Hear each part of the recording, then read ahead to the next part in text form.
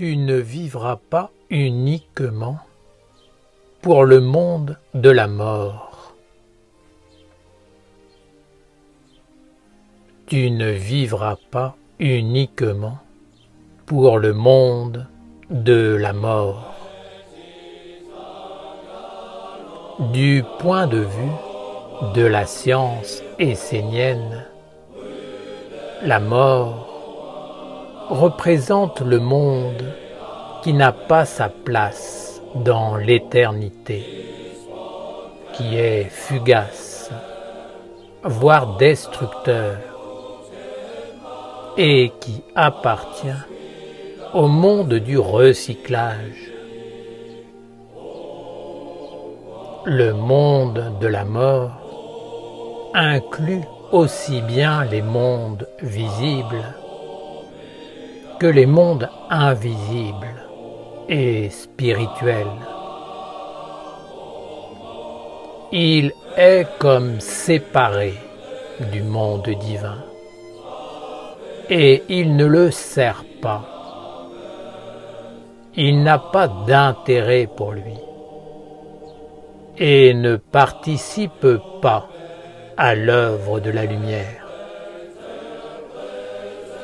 L'essénien ne doit pas vivre que dans le monde de la mort, sinon il perd lui aussi son intérêt pour les mondes supérieurs. Il disparaît et en même temps il abdique son être, son héritage, sa tradition, ses engagements, son alliance et le fruit de son travail. L'essénien travaille pour le Père et est un avec lui. Tel est l'héritage de la tradition essénienne. Si l'essénien ne vit que pour le monde de la mort, alors, inévitablement, il perd cet héritage de la tradition. Le monde de l'homme est fondé sur l'alliance avec le monde de la mort. Les intérêts du monde de l'homme sont ceux du monde de la mort. L'essénien ne doit pas regarder ce monde comme une malédiction, mais juste le mettre à sa place et constater qu'il n'a pas tant de valeur que cela. Le monde de la mort n'est pas négatif. Il est organisé autour de la vie du corps physique. Le corps physique est une partie de la vie de l'homme. Il est loin d'en être la globalité, car l'homme est aussi un être subtil, invisible. Il est positif de prendre soin de l'aspect visible, mais cela ne doit pas être au détriment de l'aspect invisible. 20% de la vie peut être consacrée à son aspect visible et mortel, et le reste doit être offert pour le côté subtil. Le monde de l'homme mise tout sur le plan physique et pousse l'humanité à tout donner juste pour augmenter sans cesse le bien-être ou le prétendu bien-être du corps et du monde visible. Il conduit l'homme à penser qu'en améliorant le potentiel matériel, il obtiendra les trésors de l'esprit et recevra les bienfaits sans limite des mondes et intelligences supérieures divins. Mais c'est une erreur. En amenuisant les mondes invisibles, en condamnant les esprits, les génies et la vie intérieure à être soumis à la matière, l'homme s'enferme lui-même dans un monde voué au recyclage. Il devient alors lui-même un engrais, un fertilisant du sol pour permettre d'accueillir de nouvelles incarnations. Sachez qu'il n'est pas possible de garder le corps et la vie matérielle, car l'âme ne peut pas vivre avec le monde de la mort. C'est pourquoi l'homme éduqué doit se construire un autre corps,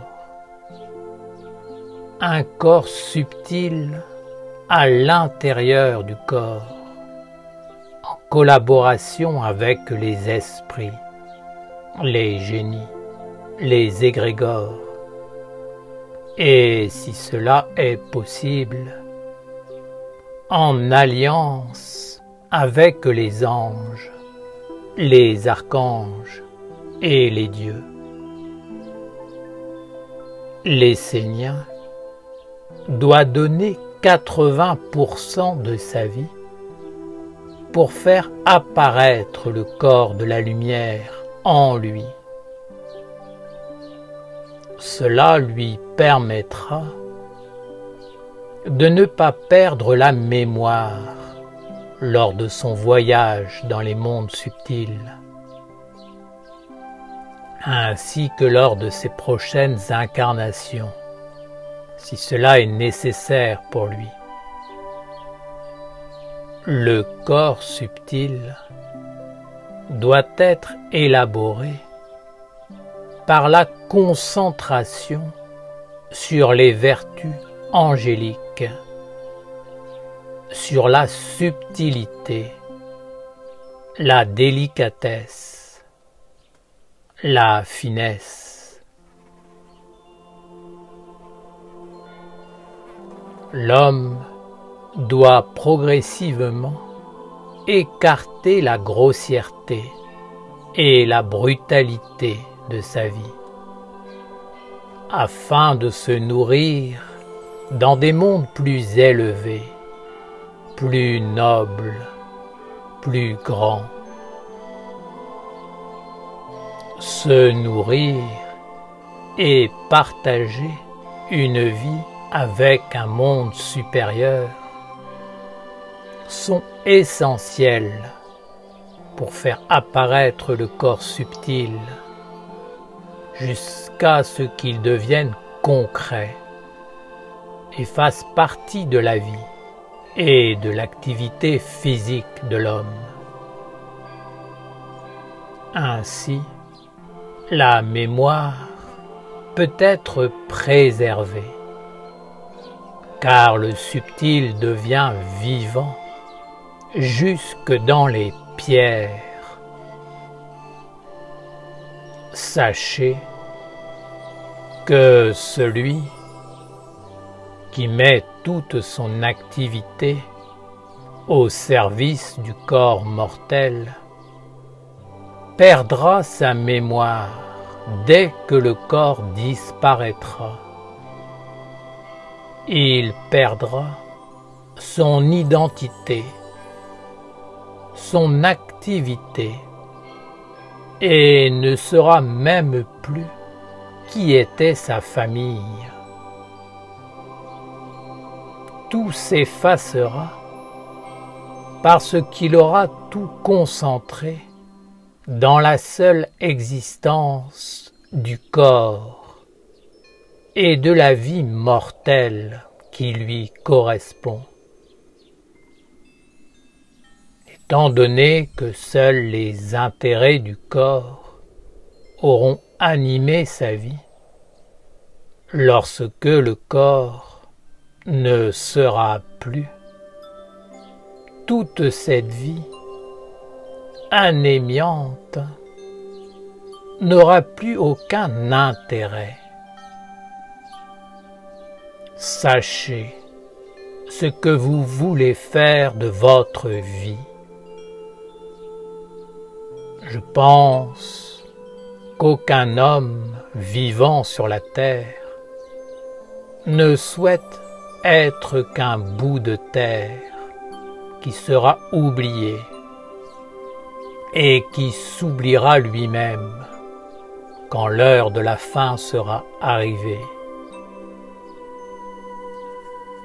Père Gabriel, veux-tu dire que nous devons presque abandonner l'existence sur terre pour élaborer l'autre corps en nous? Non, ce n'est pas ce chemin que je vous indique. Vous devez vivre dans le monde, vous devez prendre soin du corps, lui donner ce qui est nécessaire, mais vous ne devez pas vivre uniquement pour lui. Le corps doit être heureux, serein, mais il doit être au service de Dieu, de sa maison, de sa tradition, de sa religion. Le corps aime servir les mondes supérieurs.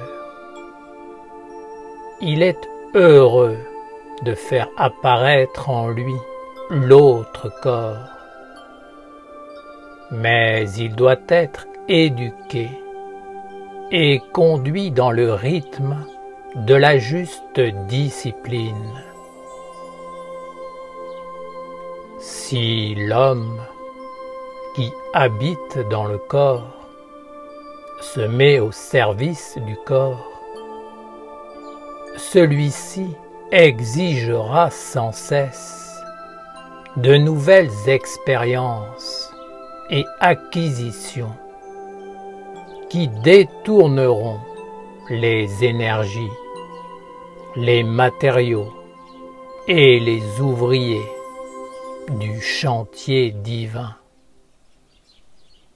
C'est pourquoi l'Essénien doit prendre conscience de ce qui est fondamental et ne jamais abandonner la subtilité et la conscience de la suprématie et de l'omniprésence des mondes invisibles. Le monde visible n'est pas l'essentiel, car il est lié au temps et donc à la mort.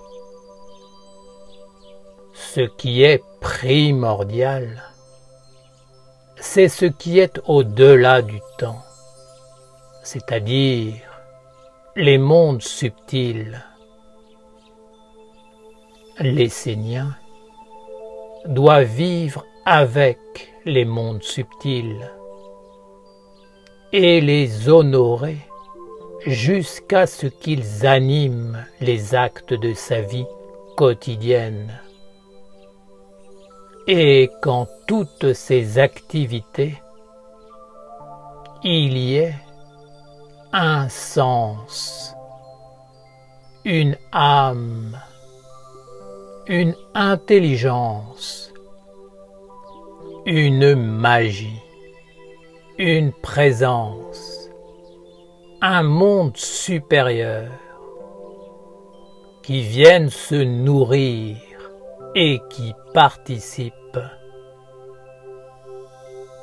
Vous me demanderez sûrement comment vous pouvez vivre avec un monde invisible, puisque par définition, c'est un monde qu'on ne voit pas. C'est pourquoi je vous parle d'éveiller la subtilité en vous. La religion de Dieu est un don de Dieu, une tradition sainte, une science vivante, une culture d'amour, un art de vivre ensemble, une économie, une vie quotidienne qui ont du sens, de l'âme. Cette religion met en œuvre une magie dans le but de faire apparaître un corps vivant qui est au-delà du temps et donc qui échappe à l'emprise de la mort. Le subtil est déjà là, en chacun de vous, et vous vivez avec lui, car il est l'âme, le principe animateur de toutes les activités de vos vies.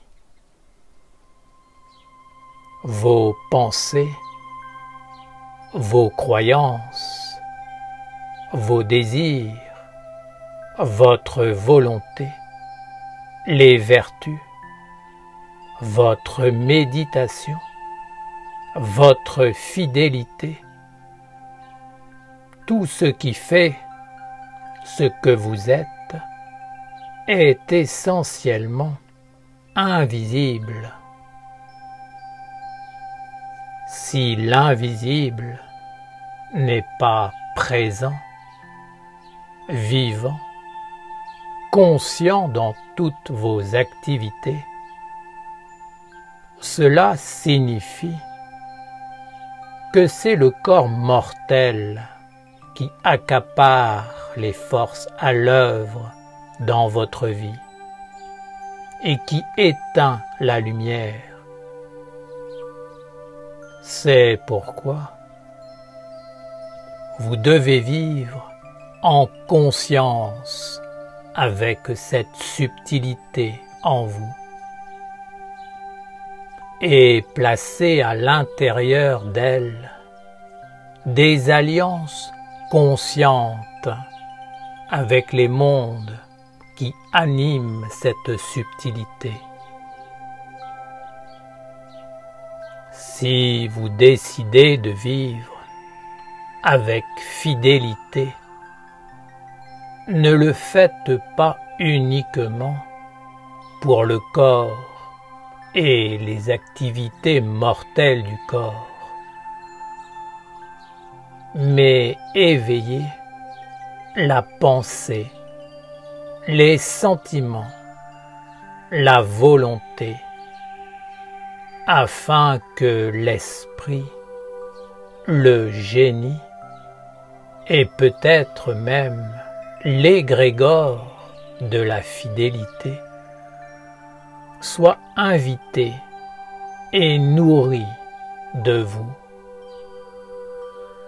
Alors, votre fidélité sera un bien commun, une universalité.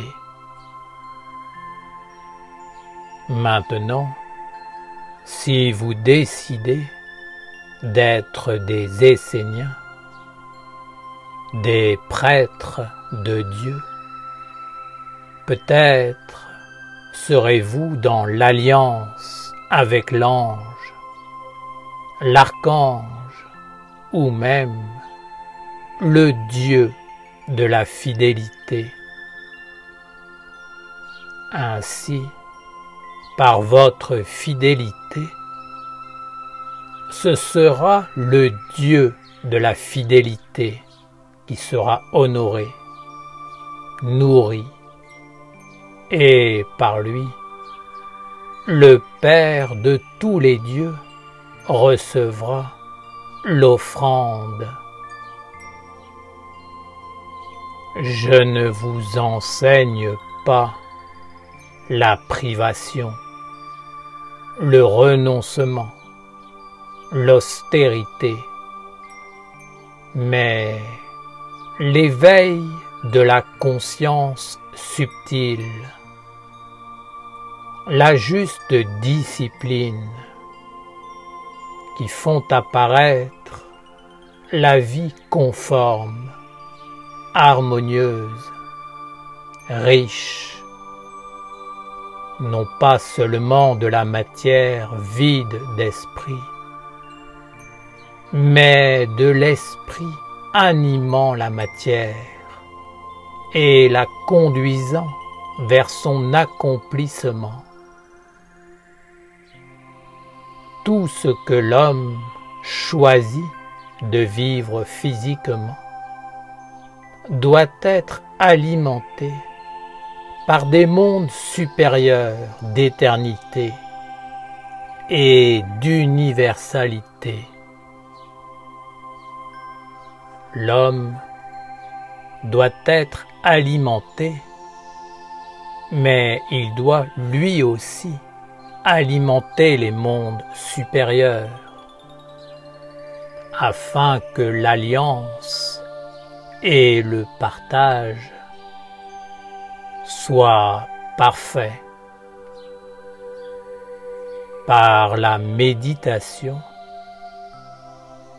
la prière et l'action, vous devez faire en sorte que les mondes subtils sacrés soient placés dans la grandeur, l'hommage, la victoire et la prospérité.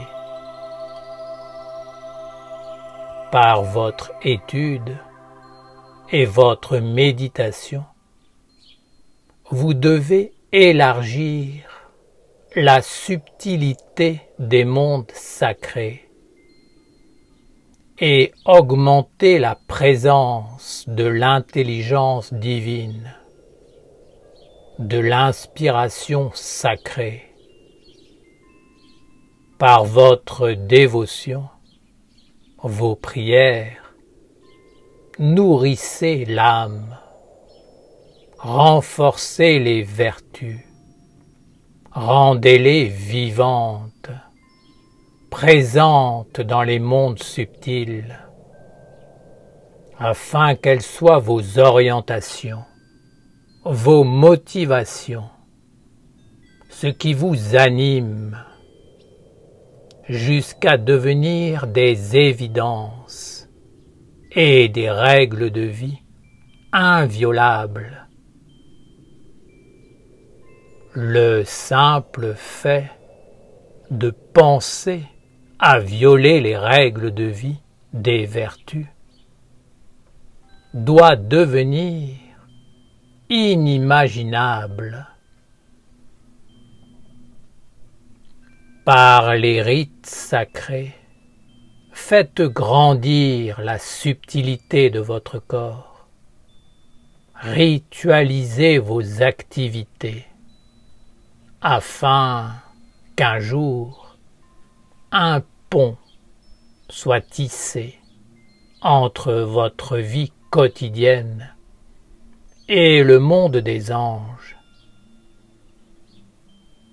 Alors, les anges verront à travers vous la possibilité d'accomplir la volonté de Dieu et de réaliser son œuvre. À ce moment-là, vous entrerez dans le monde de l'éternité, qui est au-delà de la mort et du recyclage. Vous pourrez vivre sur la terre, dans un corps, tout en accomplissant la volonté d'un ange et en participant à l'œuvre de Dieu. Vous serez de véritables Esséniens et vous placerez la religion de Dieu dans la victoire. C'est là la plus haute réalisation pour un homme incarné sur la terre. Surtout, ne concentrez pas votre énergie sur l'existence de l'homme, sur ce qu'il va faire, son évolution, son développement, car l'homme appartient au monde de la mort. Seul ce qui est vivant en lui appartient au monde angélique des vertus. Ce sont les vertus que l'homme doit faire grandir en lui, en association avec les mondes subtils, et non pas l'homme mortel. Les vertus grandissent de la vie intérieure subtile qui s'unit avec l'impersonnalité, l'universalité et l'éternité. Si c'est la vie extérieure et le corps qui inspire, motive et dirige l'existence, l'énergie sera détournée pour finalement être perdue, anéantie. Le corps pousse l'homme à devenir un consommateur qui n'est jamais rassasié.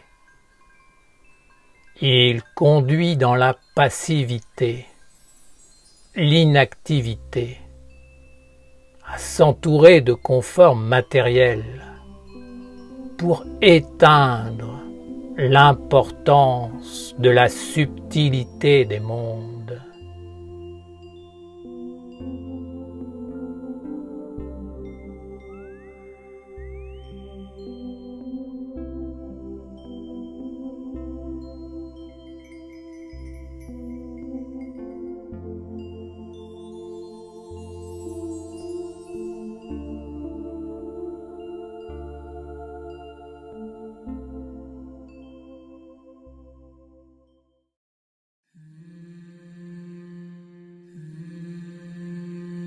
Terra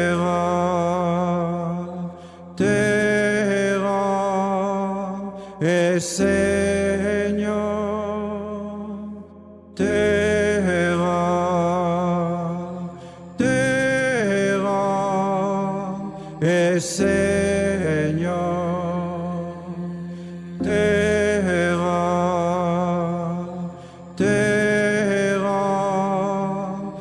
Señor,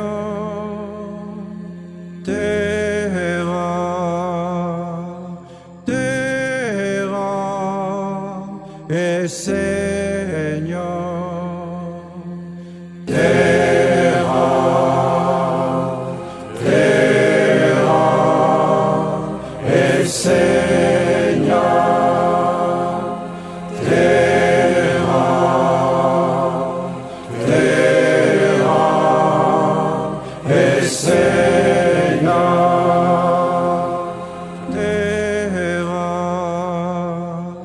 terra, Señor, terra, terra, Señor, terra, terra,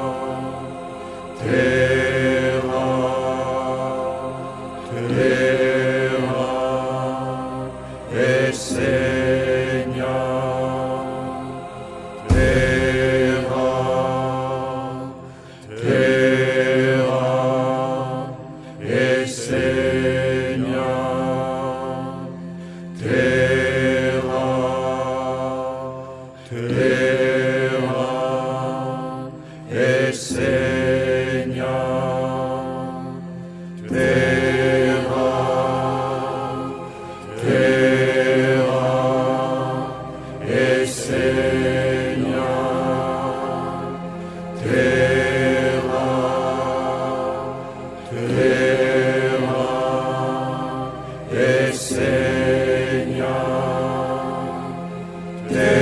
terra, terra,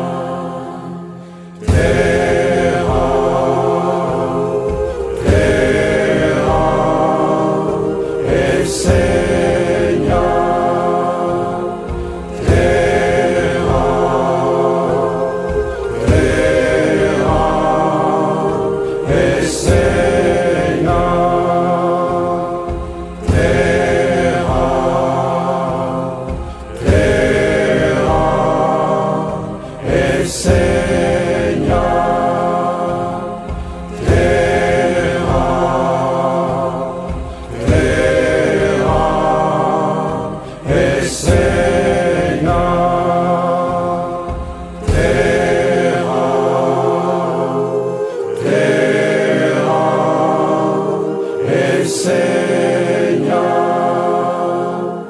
terra, terra,